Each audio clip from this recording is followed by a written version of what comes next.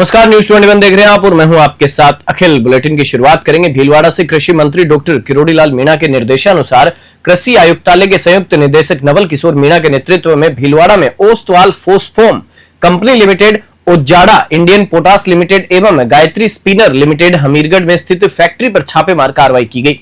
Team ने Indian potash limited factory में निरीक्षण के दौरान सिंगल सुपर फास्फेट उर्वरक के बैग बैच वाइज निर्धारित लोट अनुसार संग्रहण नहीं करने एवं बैच नंबर प्रिंट में कटिंग होने पर फैक्ट्री में स्थित सिंगल सुपर फास्फेट के 38,000 बैग के विक्रय पर रोक लगाई है। गायत्री स्पिनर कंपनी लिमिटेड में स्टॉक रजिस्टर में काटछांट पाए जाने पर कारण बताओ नोटिस जारी किया गया। बता दें कि कृषि मंत्री डॉक्टर किरोड़ीलाल मीणा ने इससे पहले किशनगढ़ व बीकानेर में भी खाद बीज कंपनियों पर ताबड़तोड़ कार्रवाई की थी।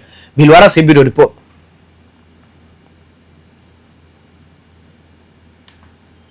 उदयपुर जिले के मावली उपखंड के खाम की मादड़ी गांव में ग्रामीणों का गुस्सा अब आंदोलन में बदल गया है। शनिवार को धर्मराज मंदिर प्रांगण में गांव के लोगों ने एक आम सभा की और सर्वसम्मति से आने वाले पंचायत प्रधान और जिला परिषद चुनाव का बहिष्कार करने का निर्णय लिया है।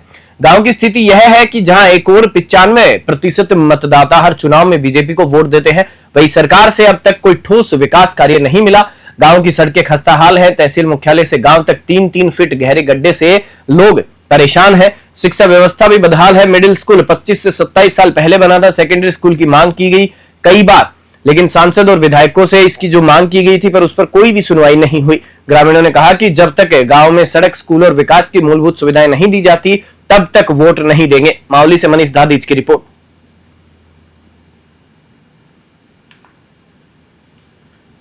मावली में कल शाम मौसम ने अचानक रुख बदल लिया और दिन भर आसमान साफ रहा, लेकिन शाम होते ही काले बादलों ने डेरा जमा लिया और देखते ही देखते झमाझम बारिश शुरू हो गई। बारिश का यह सिलसिला लगातार जारी रहा, जिससे क्षेत्र का मौसम पूरी तरह से सुहाना हो गया। गत कई दिनों से क्षेत्र में तेज उमस लोगों को बेहाल किए हुए थी। ऐसे में इस बारिश ने गर्मी से राहत दिलाई है।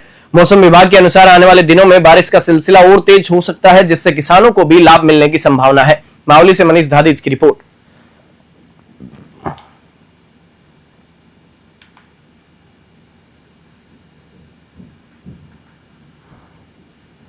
मावली उपखंड स्थित घासा तहसील मुख्यालय पर ग्रामीणों और जनप्रतिनिधियों का आक्रोश फूट पड़ा। सामुदायिक स्वास्थ्य केंद्र पर तैनात कर्मचारियों को बार बार अन्यत्र डेपुटेशन पर भेजे जाने से अस्पताल की व्यवस्था चरमरा गई। इसी को लेकर शनिवार सुबह ग्रामीणों ने चिकित्सा अधिकारी डॉक्टर कुलदीप सिंह चौहान को उदयपुर सीएमएचओ के नाम ज्ञापन सौंपा। ज्ञापन में कहा गया है कि पूर्ववर्ती सरकार ने इस अस्पताल को पीएचसी से सीएचसी में क्रमोन्नत किया था, लेकिन अब नियुक्त स्टाफ को विभागीय लापरवाही के चलते अन्य स्थानों पर भेजा जा रहा है। हाल ही में फार्मासिस्ट कनिष्का दाहिमा का खेमली अस्पताल में डेपुटेशन कर दिया गया है, जिससे ग्रामीणों में रोष व्याप्त है। यहां प्रतिदिन 100 से अधिक मरीज ओपीडी में आते हैं और यह अस्पताल 10,000 की आबादी के अलावा 8 से 10 पंचायतों का एकमात्र चिकित्सा केंद्र है। मावली से मनीष दादीज की रिपोर्ट।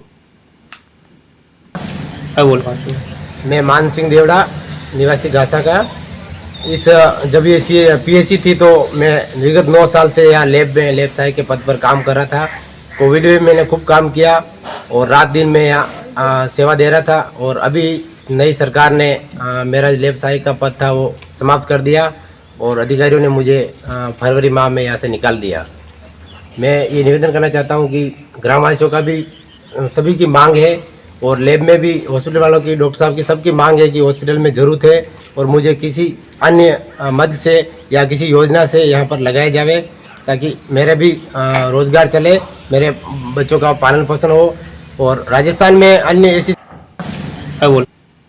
खीमसर विधानसभा क्षेत्र के हिलोड़ी गांव में रविवार को मुख्यमंत्री भजनलाल शर्मा ने कुशल नेतृत्व में ऊर्जा मंत्री हीरालाल नागर ने राज्य सरकार के मात्र 1.5 साल में ही 4 जीएसएस का लोकार्पण और 5 जीएसएस का शिलान्यास कर नया इतिहास रचा है। इस दौरान खीमसर विधायक रेवंत राम डांगा, भाजपा जिला अध्यक्ष रामधन पोटलिया सहित कई जनप्रतिनिधि मौजूद रहे। अधीक्षण अभियंता अशोक चौधरी ने बताया कि हिलोड़ी में 1 करोड़ 40 लाख रुपए की लागत से 33 और 11 केवी जीएसएस बनकर तैयार हुआ है। इस जीएसएस के बनने से हिलोड़ी और गोलसियानी गांव समेत आसपास की 2 दर्जन ढाणियों को फायदा मिलेगा। नागौर से मोहित रांकावत की रिपोर्ट।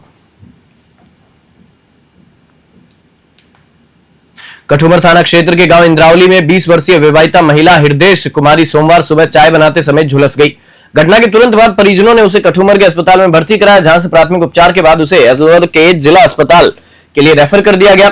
महिला के पति सुखदेव ने बताया कि आग लगने का कारण गैस लीक हो सकता है। पुलिस मामले की जांच कर रही है। कठुमर से अखिलेश शर्मा की रिपोर्ट। क्या नाम है, कहाँ के निवासी, क्या घटना हुई है? नाम सुखदेव, पटनगर तहसील, गांव इंद्रावली। ये सुबह 4 बजे करीब चाय बनाने के लिए रसोई घर में उस माचिस की तिलाई जलाने से तुरंत आग पकड़ गया शरीर में। कितने बजे घटना है? ये सुबह 4 बजे करीब उसके बाद क्या भर्ती कराया? नगर वहाँ से फिर वहां से रेफर किया था। क्या नाम है इनका? हृदय कुमार, और कितने? 20 वर्ष।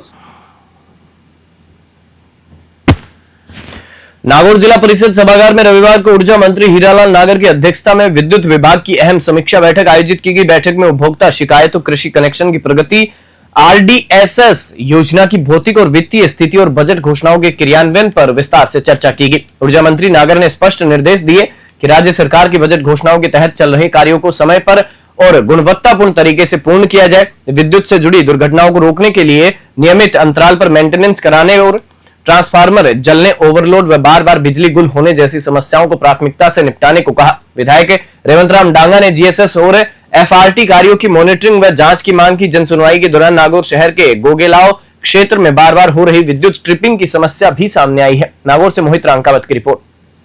फोन नहीं उठ रहे, आम जन के भी फोन उठाने के निर्देश दिए हैं मैंने, और जनता से जुड़ा हुआ ये एक हमारा विभाग है और आम जन इससे प्रभावित होता है।